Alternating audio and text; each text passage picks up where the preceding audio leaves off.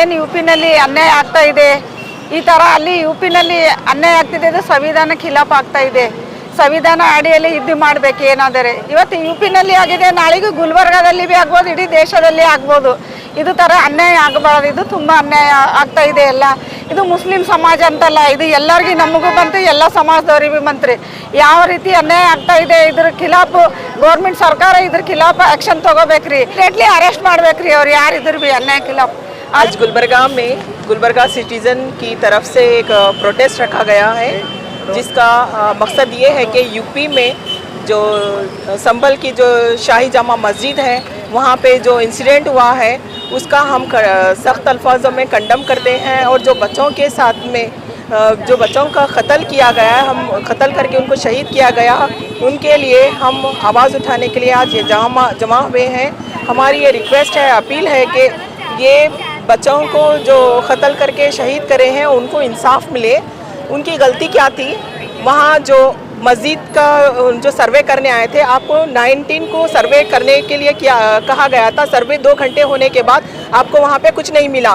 आपको 24 को फिर से ऑर्डर मिलता है कि अर्ली मॉर्निंग 6 o'clock को तुम हाई कोर्ट का ऑर्डर इतना जल्दी आपको आया कि दुनिया भर के केसेस हैं, हाई कोर्ट के इतने ऑर्डर्स रहते हैं, लेकिन कभी वो सर्वे करने की ना आपको कोई इच्छा होती है, ना तो आपको ड्यूटी समझते हैं, ना तो बाहर निकलते हैं। लेकिन शाही जामा मस्जिद का इंसिडेंट उनको इतना दिल दिमाग में था कि रात को भी नींद नहीं करे थे। अर्ली मॉर्निंग 6 o'clock को 24 को वो जो मंशा दिल में रखे हैं कि सिर्फ उनको सर्वे नहीं करना था, वहाँ पे गैर ज़रूरी हरकत करनी थी।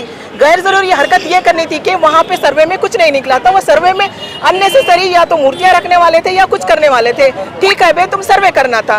सर्वे टीम जो जा रही थी, सर्वे टीम के साथ में अननेसेसरी जो पब्लिक थी, पब्लिक जो नारेबाजी लगा रही थी, उनका क्या काम था? उनके ऊपर FIR क्यों नहीं होता? किस बिना पे वो नारेबाजी कर रहे थे? क्या हाईकोर्ट का ऑर्डर था उनको नारेबाजी करने का? जब ये नारेबाजी होती है तो आम पब्लिक भी बाहर आके देखना चालू करती है कि क्या हो रहा है। जो बाहर आम पब्लिक आती है तो आप सीधा गोली तान देते हैं। ये कहाँ का इंसाफ है? कहाँ का इंसाफ है ये? क्या गलती सिर्फ इतनी सी है कि मुस्लिम है, मस्जिद के लिए प्रोटेक्शन करना चाहते हैं, सर्वे कर रहे हैं तो आप पीसफुली कर रहे हो, बल्कि वो बाहर अपनी आवाज़ बुलंद कर रहे थे। सिर्फ इतनी सी गलती है, मुसलमानों की इतनी सी गलती है, उसके ऊपर बुलडोजर चलाते हैं, उसको मार देते हैं। या अपने हक की आवाज़ करता है तो उसको अरेस्ट करते हैं। यूपी पुलिस की गलती इतनी सी है कि वो इतनी नाकारा निकम्मी सरकार है।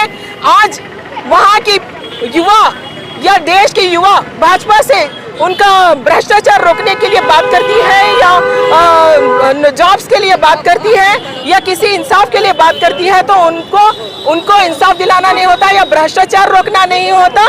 इसलिए नए नए से ये मुद्दे उठाती है, या पब्लिक को माइंड डाइवर्ट करके, हिंदू मुस्लिम करके, मस्जिद मंदिर करके इस देश का जो संविधान है, ये जो पीसफुल माहौल है, ख़राब करने के चक्कर में कुछ वो नहीं चाहता उनका कि आम पब्लिक सरवाइव कर रही है इसमें। उनके बच्चे तो अब्रॉड में पढ़ते हैं, जो ये नारे लगाते हैं उनके बच्चे अब्रॉड में पढ़ते हैं। ये जो गली में भक्त निकले हैं बीजेपी के, वो उनके पास ना जॉब है ना कुछ करने के लिए, सिर्फ और सिर्फ नारेबाजी लगाने के लिए है और कत्लेआम करने के लिए है। तो हमारी ये डिमांड है, हमारी ये रिक्वेस्ट है कि यूपी और संभल में जो शाही जामा मस्जिद का जो मसला चला हुआ है, या वहाँ जो आज जो क्लाइमेट बना हुआ है, उस पर सख्त से सख्त कार्रवाई होना चाहिए। जो CEO है अनुज शर्मा कुछ है, उसको इमीडिएटली अरेस्ट करना और उसके ऊपर क्रिमिनल एक्ट लगाना। 24 नवंबर को संभल में जो हरकत हुई है वो एक सवाल है कि हम तुम्हारे मस्जिदों के ऊपर इसी तरीके से ये करेंगे और तुम्हारे बच्चों को ऐसे ही शहीद करेंगे, तुम क्या कर लोगे? ये एक सवाल है हम लोगों के लिए। 19 नवंबर को एक याचिका दायर की जाती है कि संभल डिस्ट्रिक्ट कोर्ट में एक याचिका दायर की जाती है कि संभल की शाही जामा मस्जिद में एक सर्वे किया जाए, और डिस्ट्रिक्ट सेशन कोर्ट संभल के उसी दिन ऑर्डर करते हैं कि इसमें यहाँ पर सर्वे हो जाए। सर्वे हो जाने के बाद वही उसी दिन ऑर्डर करते हैं कि सामने वाले को नोटिस भी नहीं करते हैं, उनकी बात भी नहीं सुनते हैं, डायरेक्ट ऑर्डर कर देते हैं, एक्स पार्टी ऑर्डर कर देते हैं। वो ऑर्डर करने के तुरंत बाद वहाँ का आर्कियोलॉजिकल डिपार्टमेंट, पुलिस डिपार्टमेंट उसी दिन सर्वे के लिए चले जाता है। तो बात ये समझ में आती है कि कहीं ना कहीं ये तमाम लोगों को मालूम था कि जजमेंट आने वाला है, इस तरीके का जजमेंट आने वाला है और हमें एक हरकत करनी है। ये प्री प्लान था, इसमें जज भी इन्वॉल्व है। हम ये डिमांड कर रहे हैं कि डिस्ट्रिक्ट सेशन कोर्ट का जो जज जो ऑर्डर पास किया है, हालांकि 1947 का एक लॉ है जिसमें जो है ना 1947 के बाद जो भी रिलीजियस इमारतें हैं उस पर कोई छेड़खानी नहीं की जाए, उसके बावजूद भी ऑर्डर पास करता है। इलेक्शन का माहौल रहता है, तनाव का माहौल रहता है, जज उसके बावजूद भी जो है ना ये ऑर्डर पास करता है।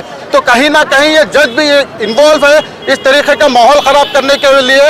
हम लोकसभा के अपोजिशन लीडर और राज्यसभा के अपोजिशन लीडर से ये डिमांड करते हैं कि वो लोग पार्लियामेंट में आवाज़ उठाए, इस जज के खिलाफ जुडिशल इंक्वायरी हो जाए, सुप्रीम कोर्ट इसकी इंक्वायरी करे। कहीं ना कहीं ये जज भी इसमें इन्वॉल्व है। उसके बाद उसी दिन जो है ना इंक्वायरी हो जाती है। इंक्वायरी होने का पीसफुल सर्वे रिपोर्ट बनाई जाती है 19 तारीख के दिन। उसके बाद फिर 24 तारीख के दिन सुबह 7 बजे निकलते हैं ये सर्वे करने के लिए। क्या वहाँ का डिपार्टमेंट को मालूम नहीं था इस तरीके के सुबह 7 बजे अगर जाएंगे तो लॉ एंड ऑर्डर का प्रॉब्लम होगा? वो जानते थे कि लॉ एंड ऑर्डर का प्रॉब्लम होगा, तभी वो गए, जाके जो है ना पांच मुस्लिम लड़कों को शहीद किया जाए। और उस दौरान जो शंकर जैन है, एडवोकेट शंकर जैन, वो एक मॉब को लेके जाते हैं और मॉब की शक्ल ऐसी होती है कि वो जय श्री राम एक टपके के नारे लगाती जाती है।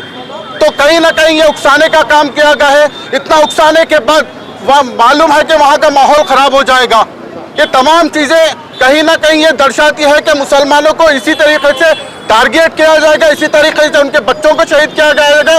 तुम क्या कर सकोगे, ये सवाल कर रहे हैं योगी आदित्यनाथ, बीजेपी। ये जो कम्युनल सरकार है, एक सवाल है हमारे लिए। हम इसको किस तरीके से जवाब देते हैं आने वाले दिनों में, ये हमें सोचना